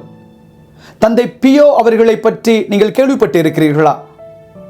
தந்தை பியோ அவர்கள் வாழ்ந்த பொழுதும் இறந்த பிறகும் புனிதராக உயர்த்தப்பட்ட பிறகும் எண்ணற்ற புதுமைகளை செய்தவர். எண்ணற்ற காட்சிகளை அவர் கண்டு இருக்கிறார். அதில் குறிப்பிடத்தக்க காட்சிகள் என்னவென்றால், ஆன்மாக்கள் அவரிடம் வந்து அவர்களுக்காக ஜெபிக்கவும் திருப்பலி நிறைவேற்றவும் கேட்டிருக்கின்றன. ஒரு காட்சியை உங்களோடு நான் பகிர்ந்து கொள்கிறேன். ஒரு முறை இரவு உணவு ஜெபம் அனைத்து முடித்துவிட்டு தன்னுடைய அறையில் தனியாக ஜெபித்து கொண்டிருக்கிறார் பாதிரே பியோ. திடீரென்று யாரோ உள்ளே வருவது போல இருக்கிறது. திரும்பி பார்க்கிறார், அங்கே ஒரு நபர் நிற்கிறார். இவருக்கு அச்சம். கதவு பூட்டி இருக்கிறது. எப்படி இவர் உள்ளே வந்தார் என சொல்லி யார் நீ என்று கேட்கிறார். வந்தவர் சொல்லுகிறார், தன் பெயர் பியத்ரோ தி மௌரோ. இந்த வீடு துறவு மடமாக மாறுவதற்கு முன்பதாக 4ஆம் எண் அறையில் தான் வாழ்ந்தேன். 1908ஆம் ஆண்டு செப்டம்பர் 18ஆம் தேதி தூங்க முன்பாக புகைப்பிடித்து விட்டு அதை சரியாக அணைக்காமல் வைத்து விட்டேன். அதனால் ஏற்பட்ட தீ விபத்தில் நான் சிக்கி மூச்சு திணறி எரிந்து சாம்பலானேன் என்று சொல்கிறார். சரி, இங்கே ஏன் பொழுது வந்தாய் என்று கேட்ட பொழுது அவர் சொன்னார், பாதிரே பியோ, என்னுடைய ஆன்மா உத்தரிக்கிற ஸ்தலத்தில் வேதனைப்பட்டு கொண்டு இருக்கிறது. எனக்காக ஒரு திருப்பலி நிறைவேற்றுங்களேன், எனக்காக ஜெபியுங்களேன் என்று கேட்க வந்தேன் என்று சொல்கிறது. பாதிரே பியோ, சரி நீ போ, உனக்காக நாளை நான் திருப்பலி ஒப்புக் கொடுக்கிறேன் என்று சொல்லி அனுப்பிவிடுகிறார். மறுநாள் தன்னுடைய துறவு மடத்தின் ஆவண காப்பகத்திற்கு சென்று அங்கு உள்ள ஆவணங்களை பரிசோதிக்கிறார். வந்த நபர் சொன்னதைப் போலவே 1908ஆம் ஆண்டு செப்டம்பர் மாதம் 18ஆம் தேதி அந்த வீட்டில் நிகழ்ந்த தீ விபத்தில் பெத்ரோ தி மௌரோ என்ற ஒரு நபர் இறந்ததாக அங்கே பதிவு செய்யப்பட்டிருக்கிறது. அன்புக்குரியவர்களே, இறந்தவர்களுக்காக நாம் ஜெபிக்க வேண்டும். நம்முடைய ஜெபத்தின் வழியாக அந்த ஆன்மாக்கள் படைத்தவரை சென்று சேர வேண்டும். இதைத்தான் புனித அகுஸ்தினார் சொல்லுகிறார், கடவுள் அனைத்து ஆன்மாக்களையும் படைக்கிறார். அந்த ஆன்மாக்கள் படைத்தவரிடம் சென்று இளைப்பாறுகிறவரை அவை நிலையில்லாமல் சுத்தி கொண்டு இருக்கின்றன. அதாவது God creates all the souls are restless until they rest in God என்று சொல்கிறார். விவிலியத்தில் மக்கபேயர் 2ஆம் புத்தகம் 12ஆம் அதிகாரத்திலும் வாசிக்கிறோம். அங்கே ஒரு போர் நடக்கிறது. போரிலே எண்ணற்ற பேர் கொல்லப்படுகிறார்கள். அந்த கொல்லப்பட்டவர்களை சேகரித்து மூதாதையரோடு அடக்கம் செய்ய வேண்டும் என சொல்லி யூதாவும் அவரோடு சேர்ந்தவர்களும் இறந்தவர்களை சேகரிக்கிறார்கள். அவ்வாறு சேகரிக்கிற பொழுது ஒரு சிலருடைய உடைகளில் சில பொருட்கள் இருக்கிறது. அவற்றை எடுத்து பார்க்கிறார்கள். அந்த பொருட்கள் வேற்று தெய்வத்திற்கு படைக்கப்பட்ட பொருட்கள் அல்லது வேற்று தெய்வத்துக்கு உரிய பொருட்கள். அந்த பொருளை பார்த்தவுடன், ஐயோ, இவர்கள் பாவம் செய்து விட்டார்களே, இந்த பாவத்திற்கு பரிகாரம் என்ன செய்வது என்று சொல்லி பாவம் நீக்கும் பலி ஒப்பு கொடுப்பதற்காக மக்கள் எல்லோரிடமும் பணம் திரட்டி 6 கிலோ வெள்ளி சேகரித்து எருசலேமுக்கு அனுப்பி வைக்கிறார்கள். புனித பவுலடியார் தீமோத்தேயுக்கு எழுதிய 2வது கடிதத்திலே நாம் பார்க்கிறோம். அதிகாரம் 1 அதிலே ஒனேசிப்போர் என்பவரை பற்றி பவுலடியார் சொல்லுகிறார். நான் சிறையில் இருந்த பொழுது அதை குறித்து வெட்கப்படாமல், அதை அவமானமாக கருதாமல் எனக்கு உதவி செய்தார் ஒனேசிப்போர். அவர் குடும்பம் நன்றாக இருக்க வேண்டும். அவருடைய இறுதி காலத்தில் இறைவனின் அருளும் அனுகிரகமும் அவருக்கு கிடைக்க வேண்டும் என சொல்லி பவுலடியார் எழுதுகிறார். எனவே இறந்தவர்களுக்காக ஜெபித்து அவருடைய ஆன்மாக்கள் இறைவனின் நித்திய இளைப்பாறுதல் அடைய நாம் உதவி செய்ய வேண்டும். அது மட்டுமல்ல அன்புக்குரியவர்களே, நாம் இறந்தவர்களுக்காக ஜெபிப்பது என்பது அவர்களுக்கு நாம் காட்டுகிற நன்றியுணர்வு. We need to be grateful for them. ஏனென்றால் அவர்கள் நம்மை படிக்க வைத்திருக்கிறார்கள், நம்மை வளர்த்திருக்கிறார்கள், நமக்கு ஆறுதல் சொல்லி இருக்கிறார்கள், நம்மோடு உடன் பயணித்திருக்கிறார்கள். அவர்களுக்கு நாம் ஜெபிக்க வேண்டும். உளவியல் ஆய்விலே நாம் பார்க்கிறோம், நன்றியுணர்வோடு நாம் இருக்கின்ற பொழுது எண்ணற்ற நன்மைகள் நமக்கு நிகழ்கின்றன. அதிலும் குறிப்பாக 7 வகையான நன்மைகளை ஒரு ஆய்வு நமக்கு சுட்டி காட்டுகிறது. அது என்ன 7 வகையான நன்மைகள்? நாம் நன்றியுணர்வோடு இருக்கிற பொழுது நமக்கு நட்பு வட்டம் அதிகரிக்கிறது. உறவினர்கள் நம்மை புரிந்து கொள்கிறார்கள். உறவு வலுப்படுகிறது. 2வது, நாம் நன்றியுணர்வோடு இருக்கிற பொழுது நாம் உடல் நலத்தோடு வாழ்கிறோம். நம்முடைய உடல் நலம் அதிகரிக்கிறது. 3வது, நாம் நன்றியுணர்வோடு இருக்கிற பொழுது நம்மிடம் பொறாமை குறைகிறது, வெறுப்பு குறைகிறது. நம்முடைய காயப்படுத்தியவர்களுக்காக நாம் ஜெபிக்கிற பொழுது, அவர்கள் இறந்த பிறகு அந்த ஆன்மாக்கள் மேலே போகிற பொழுது அவர்களும் நமக்காக ஜெபிக்கிறார்கள். நம்மிடம் இருக்கிற பகை, வெறுப்பு, பொறாமை அனைத்தும் மறைந்து நமக்கு மனநலம் ஏற்படுகிறது.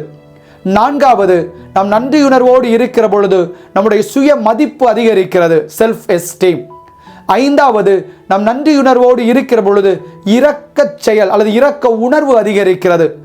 6வது, நாம் நன்றியுணர்வோடு இருக்கிற பொழுது நல்ல தூக்கம் வருகிறது.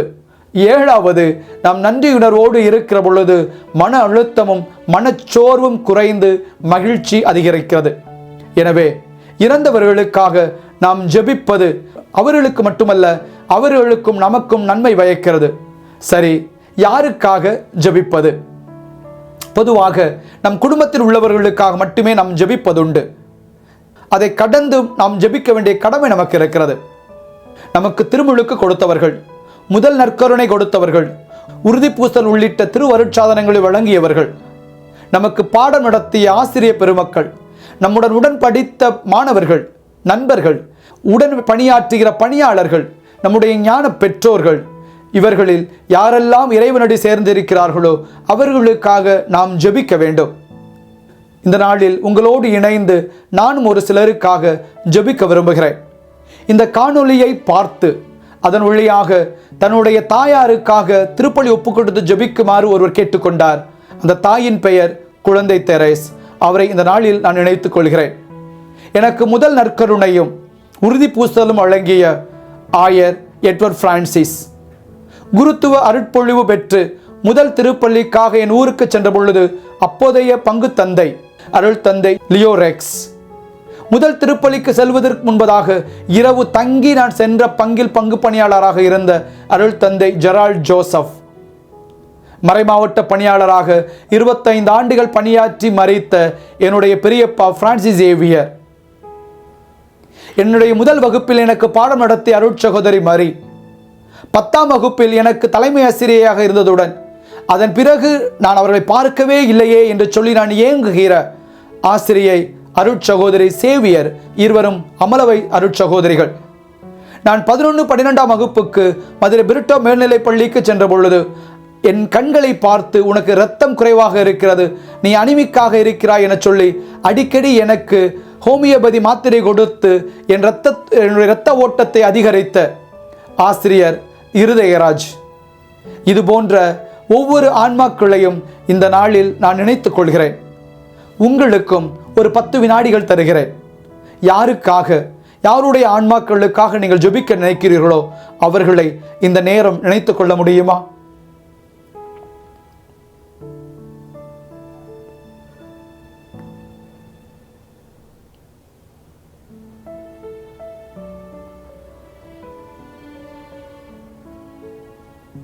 நித்திய இளைப்பாற்றியை அவர்களுக்கு அளித்தருளும் ஆண்டவரே, முடிவில்லா ஒளி அவர்கள் மேல் ஒளிர்வதாக. ஆமென். நித்திய இளைப்பாற்றியை அவர்களுக்கு அளித்தருளும் ஆண்டவரே, முடிவில்லா ஒளி அவர்கள் மேல் ஒளிர்வதாக. நித்திய இளைப்பாற்றியை அவர்களுக்கு அளித்தருளும் ஆண்டவரே, முடிவில்லா ஒளி அவர்கள் மேல் ஒளிர்வதாக. ஆமென். அன்புக்குரியவர்களே, இறந்த யாருடைய ஆன்மாக்களுக்காக ஜெபிக்க வேண்டும் என சொல்லி நீங்கள் விரும்புகிறீர்களோ அவருடைய பெயர்களை கருத்து பகுதியிலோ அல்லது வாட்ஸ்அப் எண்ணிலோ அனுப்பி வையுங்கள். அவர்களுக்காக நிச்சயம் நான் திருப்பலி ஒப்புக்கொடுத்து ஜெபிக்கிறேன். ஜெபத்தில் தொடர்ந்து பயணிப்போம். இந்த நாளில் நீங்கள் நலமோடு மகிழ்ந்திருக்க இறைவன் உங்களை ஆசீர்வதிப்பாராக. God bless you.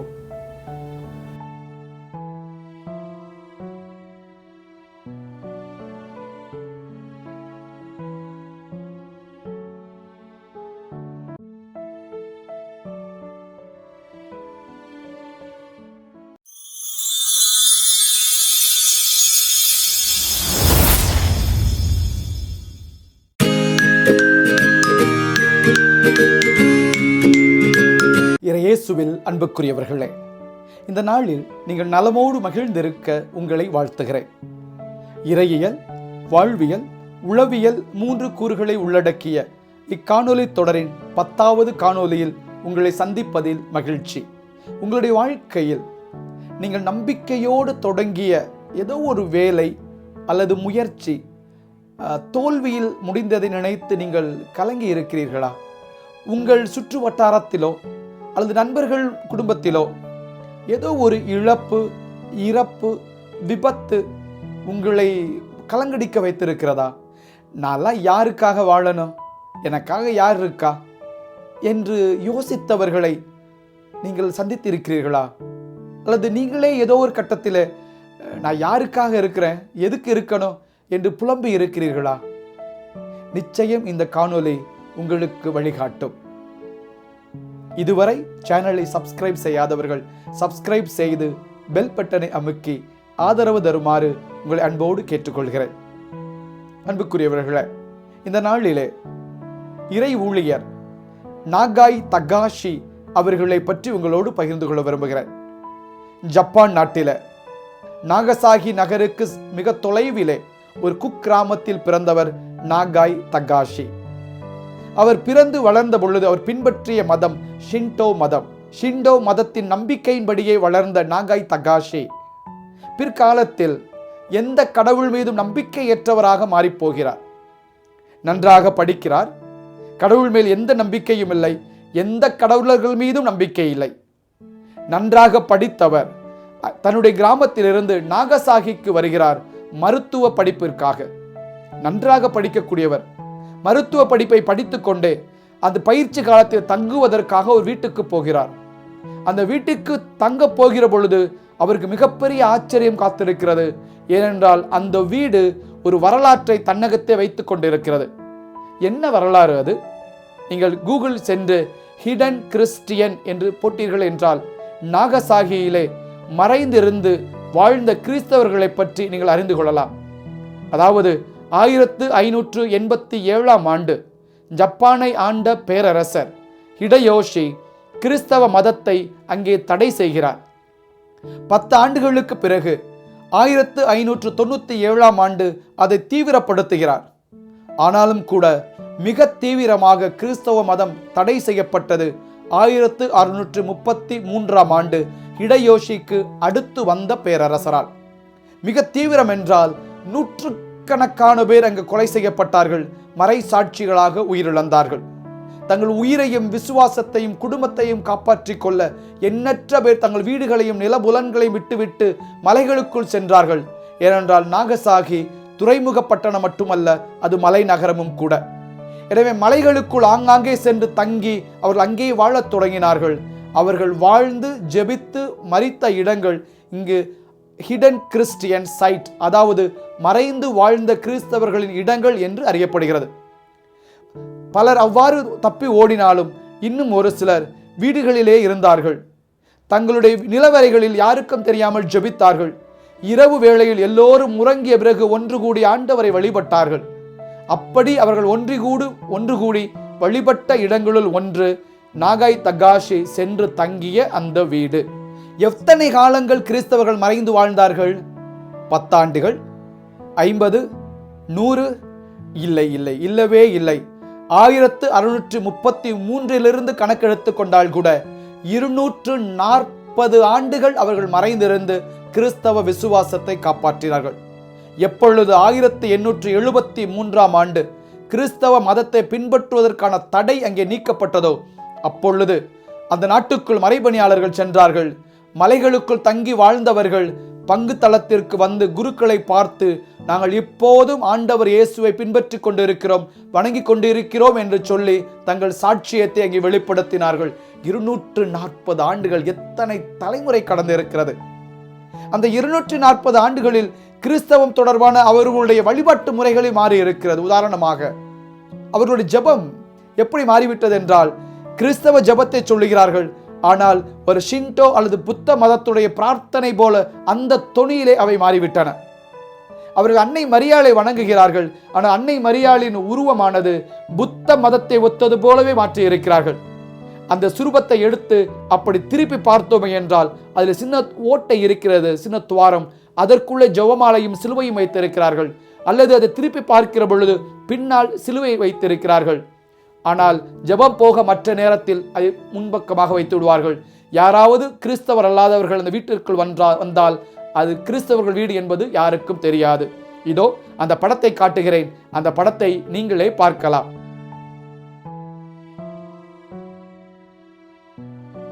அத்தகைய குடும்பத்தில் இருந்து தங்கி படித்த நாகாய் தகாஷி மெல்ல மெல்ல கிறிஸ்துவை ஏற்றுக்கொள்கிறார், கிறிஸ்தவராகவே மாறுகிறார். கிறிஸ்தவ விசுவாசத்தில் வளரத் தொடங்கிய நாகாய் தகாஷி மருத்துவ படிப்பை மிகச்சிறப்பாக முடிக்கிறார். பட்டமளிப்பு விழாவில் உரை நிகழ்த்துவதற்காக நாகாய் தகாஷியை தேர்ந்தெடுக்கிறார்கள். பட்டமளிப்பு விழா நெருங்குகிறது. தன்னுடைய உரையை தயார் செய்து கொண்டிருக்கிறார். திடீரென்று அவருக்கு வலது காதில் பெரிய வலி, தாங்க முடியாத வலி. பரிசோதனை செய்து பார்க்கிறார்கள். இனிமேல் அந்த காது கேட்காது என்று முடிவெடுக்கிறார்கள். வேறு வழி இல்லை, ஏதோ ஒரு இன்ஃபெக்ஷன் அவருக்கு ஆகிவிட்டது. ஒரு மருத்துவருக்கு ஸ்டெதஸ்கோப் போட்டு மருத்துவம் பார்ப்பதற்கு 2 காதுகளும் கேட்க வேண்டும்.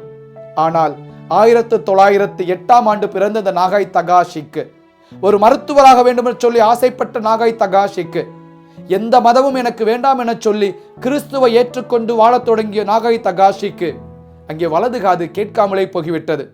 அடுத்து என்ன செய்வது? அவருக்கு ஒரு வாய்ப்பு கொடுக்கிறார்கள். நீங்கள் வேறொரு துறையை தேர்ந்து கொண்டு படியுங்கள் என சொல்லி. அந்த சூழ்நிலையில் அந்த முதல் சவால், அந்த முதல் தோல்வி, அதிலிருந்து மீண்டு கதிரியக்கவியல் துறைக்குள் போகிறார். கதிரியக்கவியல் துறை, ரேடியாலஜி, அதை பற்றி பெரிய புரிதல் அங்கே யாருக்குமே இல்லை. ஏனென்றால் அந்த காலகட்டத்தில் தான் முதல் முறையாக கதிரியக்கவியல் என்பது உலகத்திலேயே அறிமுகத்துக்கு வருகிறது. ஆக பேராசிரியர்களுக்கு பெரிய அளவில் புரிதல் இல்லை. ஜெர்மனியில் படித்து விட்டு வந்த ஒரு பேராசிரியர் இங்கே இருக்கிறார். அவருக்கு உதவியாளராக சென்று அவரோடு சேர்ந்து அந்த கதிரியக்கவியல் தொடர்பாக படிக்க தொடங்குகிறார். நன்றாக படித்து பட்டம் பெறுகிறார் நாகாய் தகாஷி. நன்றாக படித்து பட்டம் பெற்ற பிறகு அங்கே ரேடியாலஜி, கதிரியக்கவியல் தொடர்பான எக்ஸ்ரே எடுப்பது, அந்த மருத்துவ பணியை தொடங்குகிறார். மருத்துவமனையில் பணி, கதிரியக்கவியல் தொடர்பான ஆய்வுகள், பல்கலைக்கழகத்திலே மாணவர்களுக்கு அது தொடர்பாக பாடம் நடத்துவது என சொல்லி 3 வகையான பணியையும் அவர் செய்கிறார். அந்த நேரத்தில் சீனாவுக்கும் ஜப்பானுக்கும் போர் நிகழ்கிறது. எண்ணற்ற பேர் பாதிக்கப்படுகிறார்கள், நோயாளிகளாக பாதிக்கப்பட்டு வருகிறார்கள். அவர்களை பரிசோதிப்பதற்கு போதிய எக்ஸ்ரே படச்சுருள் இல்லை. ஆனால் வந்தவர்களை அப்படி அனுப்பிவிட முடியுமா? குண்டடிபட்டு காயத்தோடும் நெருப்பு காயத்தோடும் வருகிறவர்களை எப்படி அப்படியே அனுப்பி விடுவது? எனவே எக்ஸ்ரே படச்சுருள் இல்லாவிட்டாலும் பரவாயில்லை என சொல்லி அது அவர்களை அப்படியே நிறுத்தி வெறுங்கண்ணால் பார்த்து அவர்களுக்கு சிகிச்சை அளிக்க தொடங்குகிறார். இந்த காலகட்டத்திலே அவருக்கு திருமணம் நடக்கிறது. யாரோடு? எந்த வீட்டிலே அவர் தங்கி இருந்தாரோ அந்த வீட்டில் இருந்த ஒரு கிறிஸ்தவ பெண்ணை கிறிஸ்தவரான நாகாய் தகாஷி திருமணம் முடித்துக் கொள்கிறார். அவர்களுக்கு 2 குழந்தைகள் பிறக்கின்றன. அவர்கள் சந்தோஷமாக இருக்கிற பொழுது ஒரு நாள் மீண்டுமாக நாகாய் தகாஷிக்கு உடல்நிலை சரியில்லாமல் போய்விடுகிறது. பரிசோதித்து பார்க்கிறார்கள். நாகாய் தகாஷிக்கு எலும்பு மஜ்ஜை இரத்த புற்றுநோய் வந்துவிட்டது. 37 வயதுதான். 4 வயதிலும் 10 வயதிலும் குழந்தைகள். என்ன செய்வது என்று தெரியாத ஒரு குழப்பம். இரவு வீட்டுக்கு வருகிறார். மனைவியை அழைத்து தன் நிலைமையை எடுத்துரைக்கிறார். மிகுந்த தைரியசாலியான அந்த மனைவி சொல்கிறார், கவலைப்படாதீர்கள், பிள்ளைகளை நான் பார்த்துக் கொள்கிறேன். நீங்கள் செய்கிற வேலையில் முழுக்க ஈடுபாட்டோடு செய்து கொண்டு இருக்கிறீர்கள். நிச்சயமாக உங்கள் பிள்ளைகள் இந்த பணியை முன்னெடுத்து செல்வார்கள். நீங்கள் கவலைப்படாதீர்கள் என்று ஆறுதல் சொல்கிறார். 1945 ஆண்டு ஜூன் மாதம் இது நடக்கிறது. இது நிகழ்ந்து 2 மாதங்கள். 1945 ஆகஸ்ட் மாதம் 9ஆம் தேதி நாகசாகியிலே அணுகுண்டு வீசப்படுகிறது. மருத்துவமனையில் இருந்த நாகாய் தகாஷி பெரிய சத்தம் கேட்பதை பார்த்து, மருத்துவமனை ஜன்னல் கண்ணாடிகள் எல்லாம் உடைந்து சிதறுவதை பார்த்து வெளியேறி ஓடு வருகிறார். அவருக்கும் காயம் ஏற்படுகிறது. தலையிலே கட்டு போட்டுக் கொண்டு அங்காங்கு சிதறி கிடைக்கிற மக்களை தேடி சென்று சந்திக்கிறார். மருத்துவ உதவிகளை செய்கிறார். மாலை நேரம் ஆகிவிட்டது. களைத்து சோர்ந்து அமர்கிற பொழுதுதான் தன் குடும்பத்தை பற்றி நினைவு வருகிறது. என்ன ஆனது என்று தெரியவில்லை என சொல்லி இந்த மலைப்பகுதிகளை கடந்து தன் வீட்டுக்கு வருகிறார். வீட்டின் சுவர்கள் மட்டும் இருக்கின்றன. கூரைகள் உட்பட எதுவும் இல்லை. வீட்டுக்குள் மெல்ல போகிறார். பிள்ளைகளை நான் பார்த்துக் கொள்கிறேன், நீங்கள் தைரியமாக இருங்கள் என்று சொல்லி ஆறுதல் கொடுத்த மனைவி முழுக்க சாம்பலாகி கிடக்கிறார். மிகப்பெரிய துயரம். அங்கே அமர்ந்து விடுகிறார். அடுத்து என்ன செய்வது? சுற்றிலும் பார்க்கிறார். போர் முடிந்த பிறகு ஆய்வு கட்டுரைகளை சமர்ப்பிக்கலாம் என சொல்லி நிறைய ஆய்வு குறிப்புகளை எடுத்து வைத்திருந்தாரே, அவை அனைத்தும் அங்கே எரிந்து சாம்பலாக கிடக்கிறது. ஏற்கனவே காது கேட்காமல் போனது. அவருக்கு புற்றுநோய். மனைவியும் இறந்து விட்டார். ஆய்வு குறிப்புகள் எல்லாம் எரிந்து விட்டன. குழந்தைகள் மட்டும் விடுமுறைக்காக தாத்தா பாட்டி வீட்டுக்கு சென்றிருந்தவர்கள் தப்பித்தார்கள். அனைத்தையும் இழந்து நிற்கிற ஒரு நிர்கதியான ஒரு சூழ்நிலை. ஆனால் அவருக்கு தகவல் வருகிறது, இனிமேல் நாகசாகியில் புல் பூண்டு கூட முளைக்காது, மனிதர்கள் வாழ முடியாது என சொல்லி ஒரு ஆய்வாளராக அவரால் இருக்க முடியவில்லை. உடனடியாக புறப்பட்டு வீதி வீதியாக தேட ஆரம்பிக்கிறார். ஏதாவது வாய்ப்பு கிடைக்குமா, இங்கே உயிர்கள் பிழைத்து வளர முடியுமா என சொல்லி. அவ்வாறு அவர் செல்கிற பொழுது ஒரு இடத்தில் பார்க்கிறார், எறும்புகள் சென்று கொண்டிருக்கிறது. அதாவது அணுகுண்டு விழுந்த இடத்திற்கு அருகிலேயே எறும்புகள் ஊர்ந்து போவதை பார்க்கிறார். உடனே அவர் எழுதுகிறார், எறும்புகளே வாழ முடியும் என்றால் நிச்சயம் இங்கே மனிதர்கள் வாழ முடியும். தப்பித்து ஓடிய பல்வேறு இடங்களில் தஞ்சமுகுந்த மக்களை மீண்டும் நாகசாகிக்கு வாருங்கள், இந்த நகரத்தை கட்டி எழுப்போம் என்று அழைக்கிறார். அவர் செய்த பணிக்கு நன்கொடையாக அவருக்கு பணம் கொடுக்கிறார்கள். அந்த பணத்திற்கு முழுக்க முழுக்க செரி மரக்கன்றுகளை வாங்கி நடுகிறார். அந்த மக்களுக்காகவே தன்னை அர்ப்பணிக்கிறார். அன்புக்குரியவர்களே, அவருக்கு பெரிய வீடெல்லாம் அல்ல, மிகச் சிறிய குடிசை. இந்த பாருங்களே, இந்த குடிசையில் தான் அவர் வாழ்ந்தார். புற்றுநோயின் தீவிரம் அதிகரித்துக் கொண்டே போகிறது. படுத்த படுக்கையாகிவிட்டார். பயிர் பெரிதாகிவிட்டது. அந்த நேரத்திலும் ஆய்வு கட்டுரைகள் எழுதுகிறார். மிக குறிப்பாக தன் பிள்ளைகளுக்காக புத்தகத்தை எழுதுகிறார். ஏனென்றால் அப்பொழுது குழந்தைகள் 7 வயதும் 13 வயதும் உள்ள குழந்தைகள். அந்த குழந்தைகளுக்கு ஒரு புத்தகம் எழுதுகிறார், leaving my beloved children behind. அந்த புத்தகத்தை நான் வாங்கி வந்து வாசித்தேன். அந்த புத்தகம் கொடுத்த உந்துதலால் அந்த புத்தகத்தை தமிழிலே மொழிபெயர்த்தேன். என் அன்புக்குரிய குழந்தைகளை விட்டு விட்டு என நல்லாயன் பதிப்பகம் அந்த புத்தகத்தை வெளியிட்டு இருக்கிறது. அந்த புத்தகம் முழுக்க தன் குழந்தைகள் எப்படி ஆண்டவரோடு ஒன்றித்து வாழ வேண்டும் என சொல்லி அந்த குழந்தைகளுக்காக எழுதுகிறார். குழந்தைகளை ஆண்டவருக்கு அருகிலே வைத்துக் கொள்கிறார். அந்த குழந்தைகள் தன் தந்தை படுகிற பாட்டை அவர்களால் உணர முடிகிறது, ஆனால் ஒன்றும் செய்ய முடியவில்லை. குழந்தைகள் வருகிற பொழுது எங்கே குழந்தைகள் தெரியாமல் கையை கொஞ்சம் அழுத்தி பட்டுவிட்டால் வயிறு வெடித்து விடுமோ என்ற அச்சமும் அவருக்கு ஏற்படுகிறது. எனவே தனக்கு அருகிலேயே புத்தகங்களை வைத்து மறைத்து வைக்கிறார். குழந்தைகள் வருகிற பொழுது தூங்குவது போல நடிக்கிறார். அந்த சிறு குழந்தைகள் வந்து அப்பாவின் மீது முகத்தை வைத்து அந்த வாசத்தை சுவாசித்து பார்த்துவிட்டு முத்தம் கொடுத்துவிட்டு அப்படியே போகிறார்கள். துயரமான சூழ்நிலை. அன்புக்குரியவர்களே, படுத்த படுக்கையாக இருந்தாலும் நாகாய் தகாஷியை பார்ப்பதற்கு ஹெலன் கெல்லர் வந்தார். திருத்தந்தையின் பிரதிநிதி நுன்ஷியோ சந்திக்க வந்தார். ஆண்டவருக்கு உகந்த மகனாக வாழ்ந்த நாகாய் தகாஷி மிகச் சிறிய வயதிலே இறந்து விட்டாலும் துயரங்களுக்கு மத்தியில எப்படி வாழ்வது என்று கற்றுக் கொடுத்து விட்டு போயிருக்கிறார். ஆமாம், அத்தனை துயரங்களுக்கு மத்தியிலும் அவருக்கு நம்பிக்கை அளித்தது எது? தான் பிறருக்கு பயனுள்ளவனாக இருக்கிறோம் என்கிற அந்த உறுதிப்பாடுதான் அவருக்கு வாழ்க்கையில் ஒரு பிடிப்பை கொடுத்தது.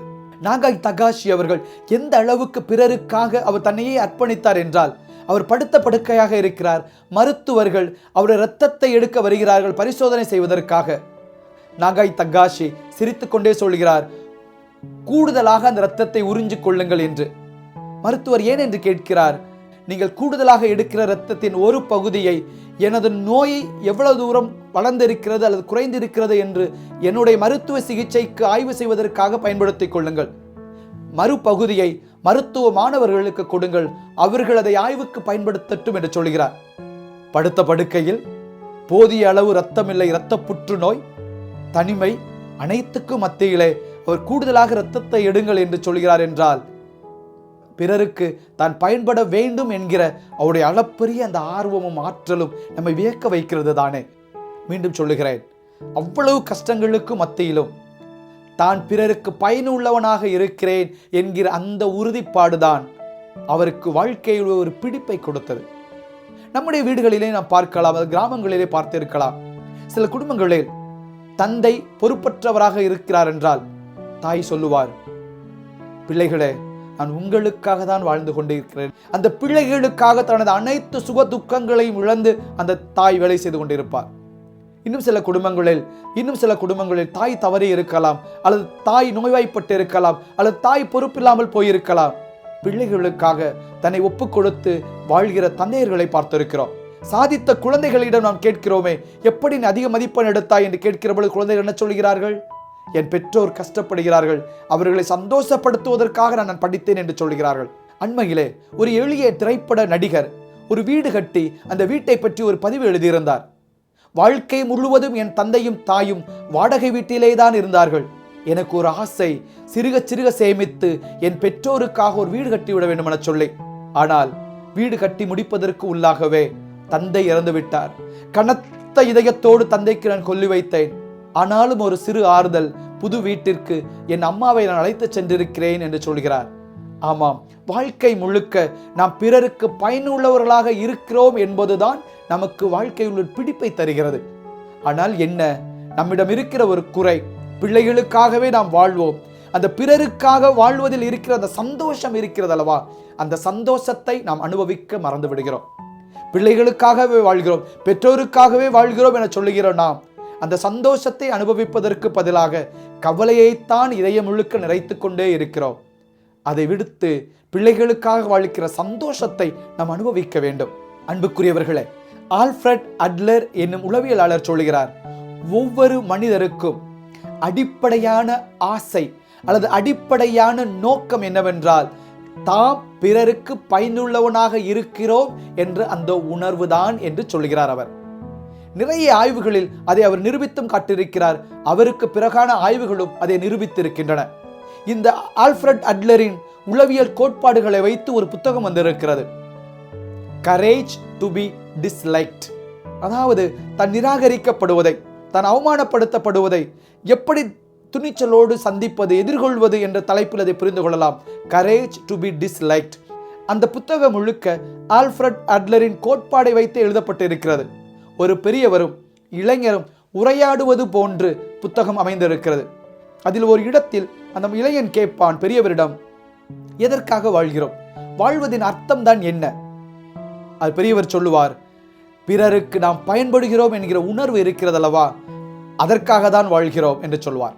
உடனே இந்த இளைஞன் கேட்பான், அதப்படி ஓடி ஆடி வேலை செய்கிற பொழுது சரி, வயதாகிவிட்டது, வீட்டிலே படுத்த படுக்கையாகிவிட்டார்கள் பெற்றோர்கள், தாத்தா பாட்டிகள், அவர்கள் யாருக்கு பயன்படுகிறார்கள்? அல்லது விபத்திலே சிக்கி நடக்க முடியாமல் படுத்த படுக்கையாகிவிட்டார்கள், அல்லது வாதம் விழுந்து கிடக்கிறார்கள், அவர்களால் ஒரு வேலையும் செய்ய முடியாது. அவர்களால் யாருக்கு என்ன பயன், அவர்கள் யாருக்கு என்ன பயனை பங்களிக்கிறார்கள் என்று கேட்பார். அதற்கு அந்த பெரியவர் சொல்லுவார், அவர்கள் உயிரோடு இருப்பதே அவர்கள் அந்த குடும்பத்திற்கு அல்லது அவர்கள் பிறருக்கு செய்கிற பங்களிப்புதான் என்று சொல்லுவார். வாவ், உண்மைதானே? எத்தனை குடும்பங்களை பெற்றோர்கள் படுத்த படுக்கையாக இருந்தாலும் அல்லது பெற்றோர்களால் எந்த வேலைக்கும் செல்ல முடியாமல் வீட்டிலே அமர்ந்திருந்தாலும் அவர்கள் உயிரோடு இருப்பதே ஒரு ஆலமரம் போல என்று நாம் நினைக்கிறோம். அது எவ்வளவு பெரிய மன ஆறுதலையும் மன பலத்தையும் அதிகரிக்கிறது. Emotional support. எனவேதான் வயதானால் கூட என் பெற்றோர் கூட இருக்கிறார்கள் என்ற சந்தோஷம் எல்லோருக்கும் வருகிறது. வயதானால் கூட படுத்த படுக்கையா இருந்தால் கூட இன்னும் சில ஆண்டுகள் இருக்க மாட்டார்கள் என்று இயங்குகிறோம். ஆம், நாம் எத்தகைய சூழ்நிலை இருந்தாலும் நாம் பிறருக்கு பயன்படுகிறோம் என்ற அந்த உணர்வு இருக்கும் வரை இந்த வாழ்க்கையில் ஒரு பிடிப்பு இருக்கிறது. அன்புக்குரியவர்களே, நாகாய் தகாஷி ஒவ்வொன்றாக அனைத்தையும் இழந்து சவாலை சந்தித்தாலும் கூட நாம் பிறருக்காக வாழ்கிறோம் என்ற உயரிய சிந்தனை அவருக்கு இருந்தது. எனவேதான் அத்தனை இழப்புக்கு மத்தியிலும் வாழ்க்கையில் அவர் மகிழ்ச்சியை கண்டடைந்தார், இறைவனை கண்டடைந்தார், பிறருக்காகவே வாழ்ந்தார். நம் சமூகத்திலே பார்க்கிற எண்ணற்ற குடும்பங்கள் பிறருக்காக, தன் பிள்ளைகளுக்காக நான் வாழ்கிறேன், இந்த சமூகத்துக்காக வாழ்கிறேன் என்று நினைக்கிற பொழுதுதான் அவர்கள் சந்தோஷப்படுகிறார்கள். நம்முடைய வாழ்க்கையிலும் அதை கற்றுக்கொள்வோம். நம் குடும்பங்களுக்காக வாழ்வது மட்டுமல்ல, ஆதரவற்ற இல்லங்களுக்கு சென்று பணியாற்றுவது, தேவையில் இருப்பவர்களுக்கு உதவுவது, வயதானவர்களுடன் நேரம் செலவழிப்பது என சொல்லி நாம் பிறருக்கு பயனுள்ளவர்களாக இருக்கிற பொழுது நம்முடைய வாழ்க்கையிலும் ஒரு பிடிப்பு ஏற்படும். யாருமே எனக்கு இல்லை, யாருக்காக நான் இருக்கிறேன் என்று கவலை கொள்ள மாட்டோம், புலம்ப மாட்டோம். மாறாக நான் பிறருக்காக இருக்கிறேன், அவர்களுடைய சந்தோஷத்தில் என் வாழ்க்கையின் பிடிமானத்தை நான் பிடித்துக் கொள்கிறேன் என்ற ஒரு நம்பிக்கையும் உறுதியும் கிடைக்கும். அந்த உறுதியோடு, அந்த ஆசீர்வாதத்தோடு தொடர்ந்து பயணியுங்கள். இறைவன் நீங்கள் நலமோடு மகிழ்ந்திருக்க உங்களை ஆசீர்வதிப்பாராக. God bless you.